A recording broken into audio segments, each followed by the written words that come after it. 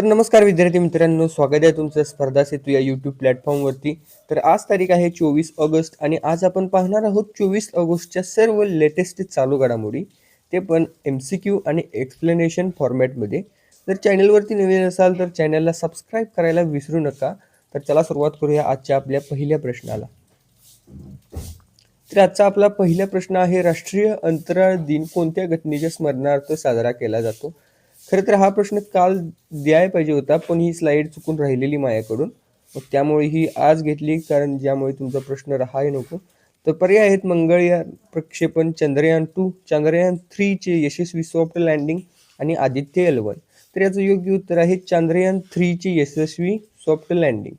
तर याबद्दल थोडीशी आपण अधिक माहिती घेऊया. राष्ट्रीय अंतराळ दिन दरवर्षी 23 ऑगस्ट रोजी भारताच्या चंद्रयान-3 मोहिमेला विक्रम लँडरच्या चंद्राच्या दक्षिण ध्रुवावरील यशस्वी आणि सुरक्षित सॉफ्ट लँडिंग स्मरणार्थ साजरा केला जातो. तर 23 ऑगस्ट 2026 रोजी भारताने हा ऐतिहासिक पराक्रम केला होता. महत्त्वाचे मुद्दे: ऐतिहासिक घटना, तर 23 ऑगस्ट 2026 रोजी इस्रोच्या चंद्रयान-3 मोहिमेचे विक्रम लँडर चंद्रावर उतरले. विक्रम: तर चंद्रावर यशस्वीपणे पाऊल ठेवणारा भारत हा जगातील चौथा देश आणि चंद्राच्या दक्षिण ध्रुवावर उतरणारा भारत हा पहिला देश ठरला. हे लक्षात ठेवा जरा. शिवशक्ती पॉइंट, ज्या ठिकाणी लँडर उतरले त्या लँडिंग साईटला शिवशक्ती पॉइंट असे नाव देण्यात आले आहे. घोषणा: तर हा महान वैज्ञानिक यशाच्या स्मरणार्थ केंद्र सरकारच्या 23 ऑगस्ट हा दिवस राष्ट्रीय अंतराळ दिन म्हणून साजरा केला जातो, म्हणजेच जाहीर केला. तर आय होप हा प्रश्न तुम्हाला समजला असेल. यानंतरचा आपण दुसरा प्रश्न पाहूयात. भारताची स्पेस इकॉनॉमी पुढील दशकात कितीपर्यंत पोहोचण्याचा अंदाज आहे? पुढील दशकात कितीपर्यंत पोहोचण्याचा अंदाज आहे? पर्याय आहेत 15 ते 20 अब्ज डॉलर, 25 ते 30 अब्ज डॉलर, 40 ते 45 अब्ज डॉलर आणि 60 ते 70 अब्ज डॉलर. तर याचं योग्य उत्तर आहे 40 ते 45 अब्ज डॉलर. आता याबद्दल थोडीशी अधिक माहिती घेऊया. पुढील दशकात भारताची अंतराळ अर्थव्यवस्था म्हणजेच स्पेस इकॉनॉमी 40 ते 45 अब्ज डॉलर पर्यंत पोहोचण्याचा अंदाज आहे. सध्या भारताची अंतराळ अर्थव्यवस्था अंदाजे 9 अब्ज डॉलर इतकी आहे. वाढीची मुख्य कारणे: तर खाजगी कंपन्या आणि स्टार्टअप्स. अंतराळ क्षेत्रात शेकडो नवीन स्टार्टअपचा सहभाग वाढला आहे. धोरणात्मक सुधारणा: तर सरकारी धोरणांमुळे खाजगी गुंतवणुकीस व व्यावसायिक उपक्रमांना प्रोत्साहन मिळाले आहे. जागतिक वाटा: तर भारताचा जागतिक अंतराळ अर्थव्यवस्थेतील वाटा आगामी काळात सुमारे 8% नेण्याचे उद्दिष्ट आहे. आय होप हा प्रश्न समजला असेल. यानंतरचा आपण दुसरा प्रश्न पाहूयात. 23 ऑगस्ट रोजी भारत आणि श्रीलंका यांच्यातील दुसरा कसोटी सामना कुठे सुरू झाला? काल सामना सुरू झालेला आहे. पर्याय आहेत गॅली, कॅन्डी, कोलंबो आणि जाफना. तर याचं योग्य उत्तर आहे कोलंबो. इतकीच, याबद्दल काय आपण अधिक माहिती घेणार नाही आहोत. तर यानंतरचा दुसरा प्रश्न पाहूयात. इंडियन एअरफोर्सने 23 ऑगस्ट रोजी कोणते 2 मल्टीनॅशनल एक्झरसाइज पूर्ण केले? पर्याय आहेत मलबार आणि वरुणा, पिच ब्लॅक आणि उदारा शक्ती, युद्ध अभ्यास आणि वाजरा प्रहार आणि गरुडा आणि शनयू मैत्री. तर याचं योग्य उत्तर आहे पिच ब्लॅक आणि उदारा शक्ती. आणि तुम्हाला समजत असेल की हे प्रश्न कालच घडलेले आहेत आणि कालच्या घडलेल्या घटनेवरच आहेत. आणि मला सांगायला आनंद होईल की सर्वात जलद करंट अफेअर्स आपल्या चॅनलवरती येत असतात. त्यामुळे चॅनलला सबस्क्राईब करायला विसरू नका. हवं तर तुम्ही कोठेही चेक करू शकता. यातील एक प्रश्न असा जुना पण नसतो आणि महत्त्वाचं म्हणजे थोडंसं जलद आमच्या चॅनलवर असतात. तर चॅनलला आत्ताच सबस्क्राईब करून घ्या.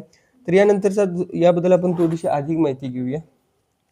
भारतीय लढाऊ दलाने म्हणजेच IAF ने 23 ऑगस्ट 2026 रोजी एक्झरसाइज पिच ब्लॅक 2026 ऑस्ट्रेलिया आणि एक्झरसाइज उदारा शक्ती मलेशिया हे 2 महत्त्वाचे आंतरराष्ट्रीय हवाई सराव यशस्वीपणे पूर्ण केले. अधिकृत माहितीनुसार हा एक उच्च वेगवान हाय टेम्पो दुहेरी देश सहभाग होता. सरावांची माहिती: तर एक्झरसाइज पिच ब्लॅक 2026 हा ऑस्ट्रेलियन रॉयल एअरफोर्सने म्हणजे RAAF ने आयोजित केलेला जगातील एक मोठा बहुराष्ट्रीय हवाई लढाऊ सराव आहे, जिथे भारताने आपला राफेल विमानांचा वापर केला. एक्झरसाइज उदारा शक्ती 2026 हा मलेशियातील सुबांग येथे रॉयल मलेशियन एअरफोर्स बाबत RMAF पार पडलेला सराव आहे. आय होप हा प्रश्न समजला असेल. यानंतरचा आपण दुसरा प्रश्न पाहूया. भारताच्या जपान बिझनेस डेलिगेशनमध्ये खालीलपैकी कोणत्या क्षेत्रांचा समावेश आहे? पर्याय आहेत सेमीकंडक्टर, क्लीन एनर्जी, ऑटोमोटिव्ह आणि वरील सर्व.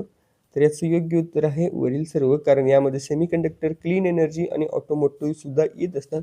आणि या व्यतिरिक्त आणखी कोणत्या क्षेत्रांचा समावेश आहे त्याबद्दल आपण थोडीशी अधिक माहिती घेऊया.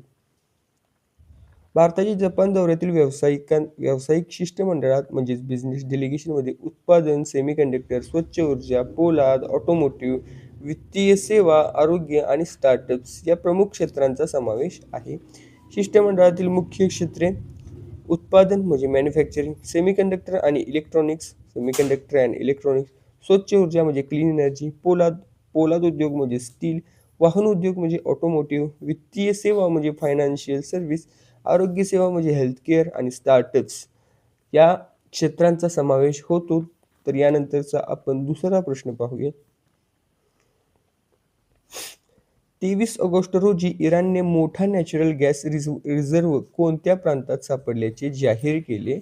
तर कालच इराणमध्ये एक मोठा नॅचरल गॅस रिझर्व्ह सापडला आहे, पण तो कोणत्या प्रांतात सापडला आहे? त्याचे पर्याय आहेत टेहरान, फार्स, इस्फहान आणि खुजेस्तान.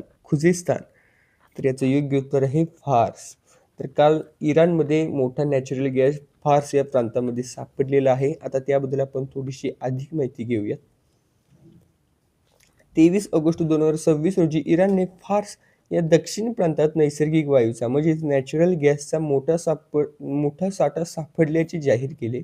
इराणचे तेलमंत्री मोहसेन पाकनेजान यांनी ही घोषणा केली. या शोधाबद्दल महत्त्वाची माहिती, तर एकूण साठा 7.3 ट्रिलियन क्युबिक फूटपेक्षा जास्त, तर काढण्यायोग्य साठा अंदाजे 5.7 ट्रिलियन क्युबिक फूट. वायूचा प्रकार हा स्वीट गॅस असून यात सल्फरचे प्रमाण खूप कमी आहे.